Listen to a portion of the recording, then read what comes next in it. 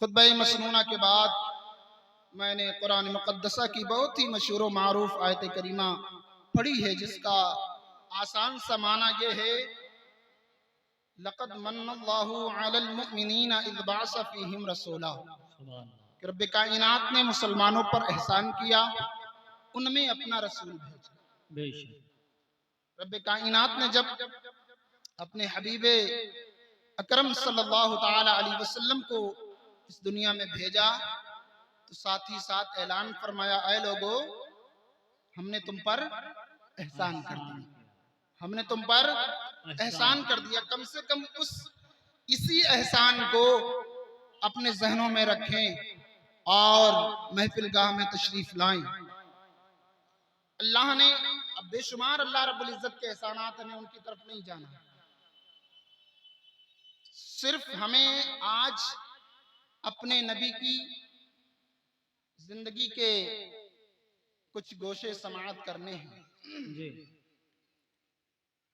رحمت للعالمین ہمارے نبی پوری کائنات کے لیے رحمت بن کر کے آئے، کائنات کے لیے احسان بن کے آئے۔ اللہ نے اس کے متعلق بھی قرآن میں فرمایا، رحمت کے متعلق بھی قرآن میں فرمایا۔ یہ جو محبوب کی ذات ہے، یہ رب کا احسان بھی ہے اور رب کی رحمت بھی ہے۔ دونوں طرح کی آیت کریمہ قرآن عظیم کے اندر موجود ہیں۔ آؤ ہم ذرا نبی کریم صلی اللہ تعالی علیہ وسلم کی زندگی دیکھیں۔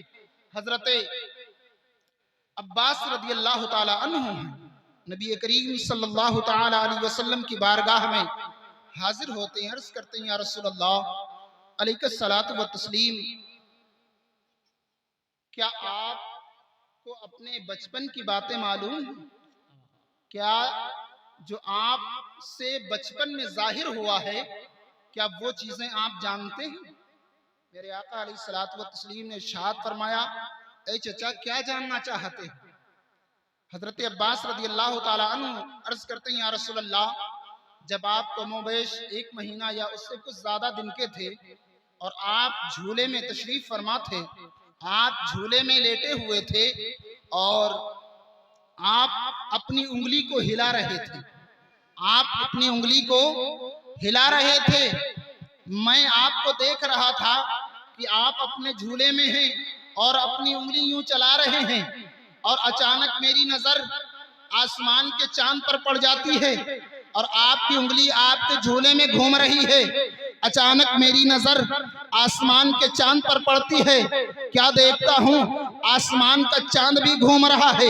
کبھی آسمان کے چاند کا گھومنا دیکھ رہا ہوں، کبھی آپ کے ہاتھوں کی انگلی کا گھومنا دیکھ رہا ہوں۔ یا رسول اللہ علیہ الصلوۃ والتسلیم، جب میری نظریں یہ دونوں کام دیکھ رہی تھی، پر پھر میں نے دیکھا کہ جدھر جدھر آپ کی انگشت مبارک گھوم رہی تھی، جدھر جدھر آپ کی انگلی جا رہی تھی، جدھر جدھر آپ کی انگلی کا اشارہ ہو رہا تھا، چاند جو ہے، آسمان کا چاند ادھر ادھر جاتا جو ہے، چلتا ہوا نظر آ رہا تھا۔ جب آپ کی انگلی کا اشارہ داہنی جانب ہوتا تھا تو آسمان کا چاند داہنی جانب گھومتا تھا، جب آپ کی انگلی کا اشارہ بائیں جانب ہوتا تو آسمان کا چاند بائیں جانب گھومتا نظر آتا، جب آپ کی انگلی کا اشارہ آپ کے سر کی جانب ہوتا تو چاند دوڑا ہوا آپ کے سر کی جانب گھومنے لگتا، اور جب آپ کی انگلی کا اشارہ آپ کے پیروں کی جانب ہوتا تو چاند دوڑتا ہوا آپ کے پیروں کی جانب گھومتا نظر آ رہا تھا۔ یا رسول اللہ علیہ الصلوۃ والتسلیم، 1 مہینہ یا اس سے کچھ زیادہ دنوں کی بات ہے، جب آپ کی عمر 1 مہینہ یا اس سے زیادہ دن کی تھی، جب میں نے دیکھا آپ کی انگلی جو ہے جھولے میں گھوم رہی تھی، آسمان کا چاند آسمان پر گھوم رہا تھا۔ یا رسول اللہ علیہ الصلوۃ والتسلیم، کیا آپ کو یہ معلوم ہے؟ میرے آقا ارشاد فرماتے ہیں: اے میرے چچا جان، یہ بات تو میرے پیدا ہونے کے بعد کی بات ہے، جب میں پیدا نہیں ہوا تھا اس سے پہلے کی باتیں بھی مجھے معلوم ہیں۔ جب میرے آقا فرماتے ہیں ابھی جب میں تو پیدا ہو چکا تھا، یہ تو اس وقت کی بات ہے، ابھی جب میں پیدا نہیں ہوا تھا اس سے پہلے کی باتیں بھی مجھے معلوم ہے۔ میرے آقا ارشاد فرماتے ہیں: اے میرے چچا جان، جب میں اپنے ماں کے شکم میں تھا، اپنی ماں کے پیٹ میں تھا، اور لوح محفوظ پر جب کسی امتی کا نامہ اعمال لکھا جا رہا ہوتا تھا تو میں اپنی ماں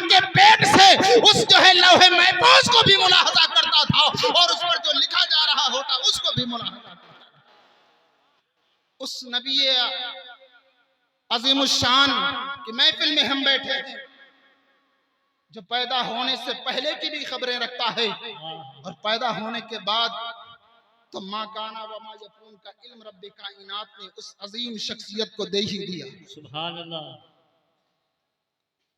میرا نبی کون؟ کچھ لوگ ہیں جو یہ اعتراض کرتے ہیں کہ نبی کو علم غیب نہیں ہے، نبی کو پیٹھ کی پیچھے کی خبر نہیں ہے، نبی کچھ نہیں جانتے، ہمیں ان سے کوئی سروکار نہیں۔ ہمارے امام نے جو عقیدہ دیا ہے ہم اس عقیدے کو مضبوطی کے ساتھ تھامے رہیں، اور عقیدہ میرے امام نے کیا دیا ہے، اور کوئی غیب کیا تم سے نیہا ہو بھلا، جب نہ خدا ہی چھپا تم پہ۔ سبحان اللہ۔ نعرہ تکبیر، نعرہ رسالت، تاجدار مدینہ کانفرنس، مسلک اعلی حضرت، نعرہ تکبیر۔ سبحان اللہ۔ میرا نبی وہ ہے جس کے توسل میں رب کائنات نے کائنات کو وجود بخشا ہے، اور قرآن مقدس کے اندر جا بجا تاکید کے ساتھ ارشاد فرمایا، وہ بھی تاکید کس سے؟ انبیاء سے، عام انسانوں سے خطاب نہیں، انبیاء سے۔ جا بجا قرآن مقدسہ کے اندر ایک جگہ نہیں، دو جگہ نہیں، 3 اور 4 جگہ نہیں، کئی مقامات پہ رب کائنات نے انبیاء کرام علیہ الصلوۃ والتسلیم سے عہد و پیمان لیا ہے۔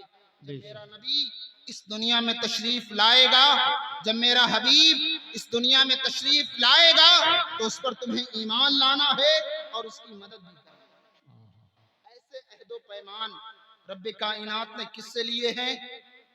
انبیاء کرام سے۔ وہ عظیم الشان ہمارا اور آپ کا نبی ہے، وہ سب سے عظیم شان والا، سب سے برتر اور سب سے بالا اگر کوئی نبی ہے تو ہمارا نبی۔ بے شک۔ اور جو انبیاء دنیا میں تشریف لائے ہیں سب میرے نبی کا صدقہ ہے۔ سبحان اللہ۔ ان کی نبوت میرے نبی کا صدقہ ہے، بے شک۔ ان کے معجزات میرے نبی کا صدقہ ہے، ان کے کمالات میرے نبی کا صدقہ ہے، ان کے فضائل میرے نبی کا صدقہ ہے۔ اگر میرے نبی کا رب کائنات نے وجود نہ رکھا ہوتا تو حد تو یہ ہے کہ یہ جتنے انبیاء آئے ہیں، یہ کائنات کا جو ذرہ ہے یہ کوئی ذرہ نہ ہوتا۔ حد تو یہ ہے خود رب کائنات اپنے رب ہونے کا اظہار بھی نہ فرماتا۔ یہ میرے نبی کا جو ہے، یہ میرے نبی کے نور کا جو ہے، میرے نبی کے نور کو بنایا ہے رب کائنات نے، پھر اپنی ربوبیت کا اظہار فرمایا، پھر اپنی ربوبیت کا اظہار فرمایا ہے۔ اور اگر نبی کریم صلی اللہ علیہ وسلم کی زندگی کے گوشے نکال کے لائیں جو نبی نے ہمارے لیے کیا ہے، قسم خدا کی ہماری آنکھوں سے، ہماری آنکھوں میں پانی سوکھ جائیں گے، ہماری آنکھوں کے آنسو سوکھ جائیں گے، مگر اس نبی کے احسانات کبھی کم نہیں پڑیں گے۔ مگر ہم نے اس نبی کی سیرت کو بھلا دیا ہے، ہم نے اس نبی کے پیغامات کو بھلا دیا ہے۔ صرف جمعے کا پیغام ہمیں یاد رہتا ہے، اللہ۔ صرف جمعے کا پیغام ہمیں یاد رہتا ہے، اور سارے پیغامات ہم نے بھلا دیے۔ بھلائے ہیں کہ نہیں بھلائے ہیں؟ ہے حقیقت کی نہیں ہے؟ بے شک۔ اچھا، جتنے لوگ جلسہ سن رہے ہیں اس کا 10واں حصہ قاری صاحب ابھی مسجد میں نہیں تھے، جی۔ جتنے ابھی موجود ہیں اللہ۔ عشاء کی نماز میں ابھی اس کا 10واں حصہ بھی نہیں تھے، 10واں حصہ بھی نہیں تھے اس کا نماز میں، اور پھر ہم اعلان کرتے بھی چند ایک ہفتہ ہوا ہے، جھنڈے لگائے ہیں اپنی گاڑیوں پہ اور جلوس نکالا ہے۔ راستہ مانگنے والا مانگ رہا ہے تو مانگنے دو، ہمارا ڈی جے بند نہیں ہوگا۔ کوئی پریشان پیچھے پڑا ہے تو پڑا رہنے دو، مجھ سے کوئی سروکار نہیں ہے، مجھ سے کوئی مطلب نہیں ہے۔ ہم نے جلوس نکالا ہے تو نکالا ہے، ہم جلوس کے ناجائز و حرام کے قائل نہیں ہیں، ہم جائز و مستحب کے قائل ہیں، مگر جو رویہ ہم نے بنا رکھا ہے، جو رواج ہم نے ڈال رکھا ہے، قسم خدا کی وہ اسلام کا رواج نہیں ہے، وہ اسلام کا قانون نہیں ہے۔